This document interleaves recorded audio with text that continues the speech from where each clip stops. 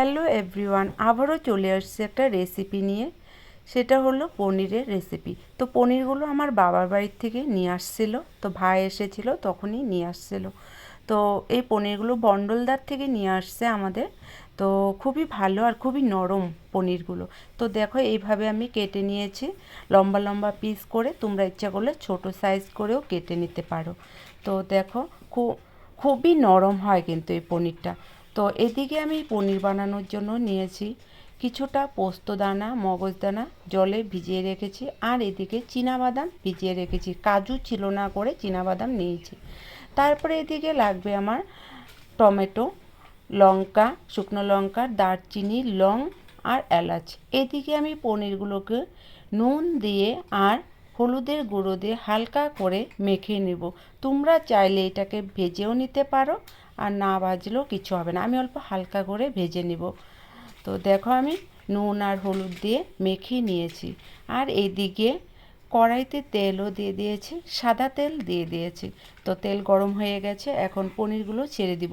একসাথে অনেকগুলো পনির আমি ভাজবো না, তাহলে ভেঙে যাওয়ার ভয় থাকে। একদমই নরম পনিরগুলো।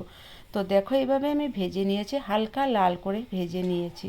তারপরে এইদিকে আমি ওই যে ছিল না টমেটো আর লঙ্কা, শুকনো লঙ্কা, এগুলোকে একটা পেস্ট বানিয়ে নিব। সব কিছু মিলিয়ে দিয়েছি, চীনাবাদাম, পোস্তদানা, মগজদানা সব আমি এখানে মিক্স করে নিয়েছি। এখন একটা আমি পেস্ট বানিয়ে নেব, গ্রাইন্ডারে দিয়ে দিলাম।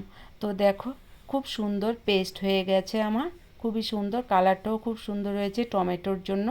তো দেখো এইদিকে যে পনিরে ভাজা তেলগুলি ছিল, ওই তেলে আমি ফোড়ন দিয়ে দিলাম শুকনো লঙ্কা আর তেজপাতা।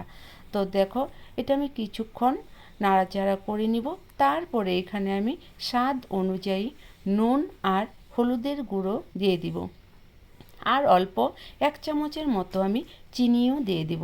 চিনিটা দিলে একটু মিষ্টি মিষ্টি হয়, খেতেও ভালো লাগে।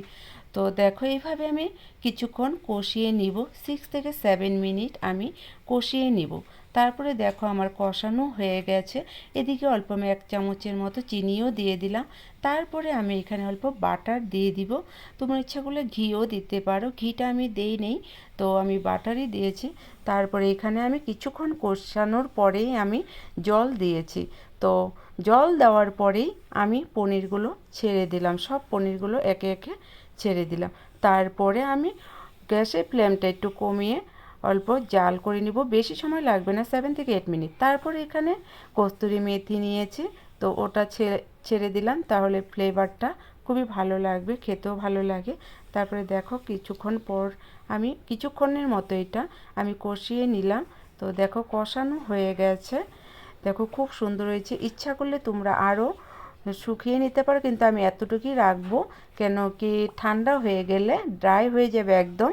তার জন্য আমি এখনই গ্যাস বন্ধ করে দিয়েছি আর নামিয়েও দিয়েছি। দেখো খুব সুন্দর হয়েছে, আর খেতেও কিন্তু খুব টেস্টি হয়েছিল। তোমাদের যদি ভালো লেগে থাকে লাইক কমেন্ট করবে।